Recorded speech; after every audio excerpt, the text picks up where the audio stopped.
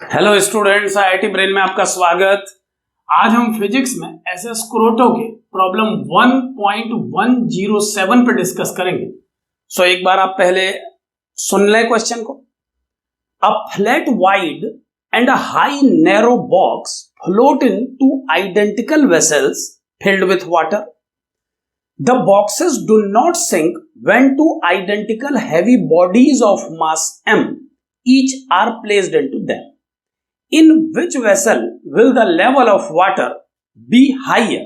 यानी कि आपको बताना है कि किस वेसल में वाटर का लेवल ज्यादा हाइयर होगा जब आप आइडेंटिकल बॉडीज जिनका मास m है इन दोनों बॉक्सेस के ऊपर रखेंगे। सिचुएशन को एक बार चित्र से समझने की कोशिश करें। क्वेश्चन में जो जानकारियां दी गई हैं, अगर मैं उसको इस डायग्राम में शो करूं तो किस तरह का पिक्चर बनेगा, आप पहले इस पे ध्यान दें। एक वेसल ये है और बिल्कुल आइडेंटिकल दूसरा वेसल ये है। ये दोनों आइडेंटिकल हैं। ये गिवन है प्रॉब्लम में। इनमें बॉडीज पहले से ही डूबी हुई हैं, कंप्लीटली नहीं डूबी हैं। ये लिखा गया है सवाल में कि बॉडी फ्लोट कर रही है, कुछ अंदर कुछ बाहर। एक को फ्लैट वाइड बोला गया है और दूसरे को हाई नैरो। तो कुछ इस तरह का चित्र मैं बनाऊंगा इस सवाल को एक्सप्लेन करने के लिए, आप ध्यान देते रहें। ये बॉक्स मैंने बनाया है जो कि फ्लैट वाइड है और वाटर का लेवल मैं कुछ यहां तक लूंगा और दूसरे वेसल में भी वाटर का लेवल मैं बिल्कुल इसके बराबर लूंगा। मैं पहले से ही निशान बना देता हूं ताकि चित्र बिल्कुल अप टू मार्क दिखाई दे। आप ध्यान दें, इस वेसल में वाटर का लेवल इतना है, दूसरे वेसल में भी वाटर का लेवल इतना है, लेकिन दूसरे वेसल में जो बॉडी रखी गई है उसको हाई और नैरो बोला गया है। तो मैं उसे कुछ इस तरह से प्रेजेंट करूंगा, आप ध्यान देते रहें। कुछ इस तरह से मैंने दूसरी बॉडी को प्रेजेंट किया है, कुछ इनसाइड कुछ आउटसाइड स्टेट में। और ये बिल्कुल ना समझें कि जब एम मास रखा जाएगा तो ये बॉटम पे छू जाएगी। आप ये मान के चलें कि एम मास से ये बॉटम पे नहीं छुएगी, या मैं इसे थोड़ा और एक्सटेंड कर देता हूं ताकि कोई दिमागी तनाव ना हो।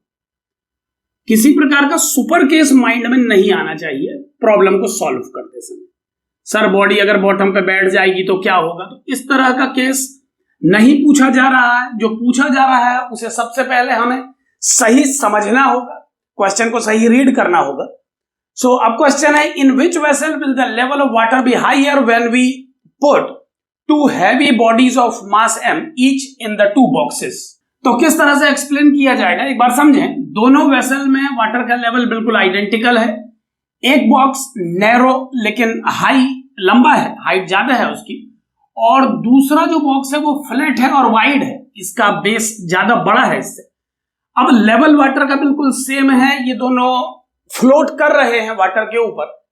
और अगले स्टेप में हम सिमिलर मास m kg दोनों बॉक्सेस पर रख देते हैं। कुछ इस तरह से इसे समझें, m किलो हमने इस पर रखा और m किलो इस पर रखा। अब ध्यान दें, इस वेट को रखने से जो चेंजेस आएंगे डायरेक्ट हम वहीं से डिस्कशन स्टार्ट करेंगे। आप जानते हैं कि बॉक्सेस फ्लोट कर रहे थे, इक्विलिब्रियम की स्टेट बनी हुई थी, वाटर का लेवल दोनों वेसल में बराबर था, यहां तक सब कुछ इक्विलिब्रियम में था।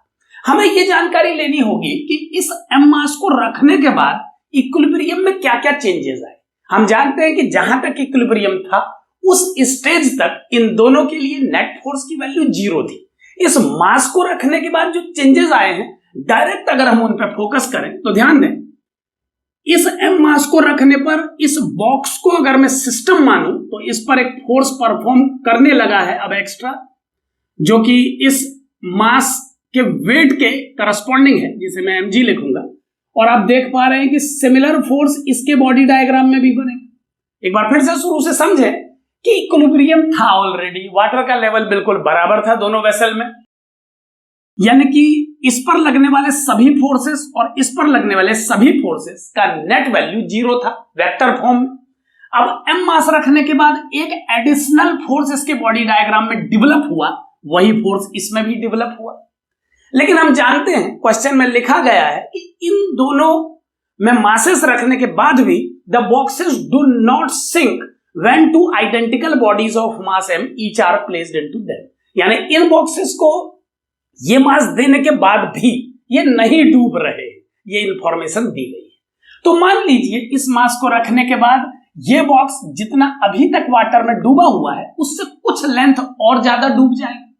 अब मान लीजिए कि जब ये एक्स्ट्रा डूबेगा तो इसका जो वॉल्यूम वाटर में इमर्ज हुआ है एक्स्ट्रा, जितना ये पहले से इमर्ज था, आप उसे कंसीडर न करें। मैं फिर एक बार कहूंगा, मैं 2 बार पहले भी बोल चुका हूं कि इक्विलिब्रियम मेंटेन्ड है, कुछ पार्ट डूबा हुआ है, उस डूबे हुए हिस्से पर जो अपथ्रस्ट लग रहा है मैं उसे पुराने इक्विलिब्रियम में शामिल कर चुका हूं। अब इस मास को रखने के बाद जितना ये एडिशनली डूबेगा मैं बस उस पर बात करूंगा।